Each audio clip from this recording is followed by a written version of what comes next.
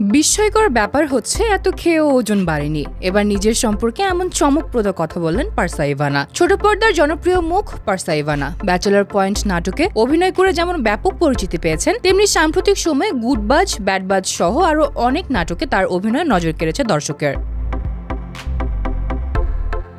তবে এবার আলোচনায় তার ব্যক্তি জীবনের এক মজার অভিজ্ঞতা। যুক্তরাষ্ট্রে অবকাশ যাপন করতে গিয়েছিলেন মার কাছে, সেখানেই ঘটে যায় মিষ্টি দুর্ঘটনা। এক সাক্ষাৎকারে ইভানা বলেন, আম্মু কয়েকটা রান্নার কোর্স করেছে, এরপর প্রতিদিন নতুন নতুন রান্না করে আমাকে খাওয়াতো। মনে হচ্ছিল আমি যেন রান্নার গিনিপিগ।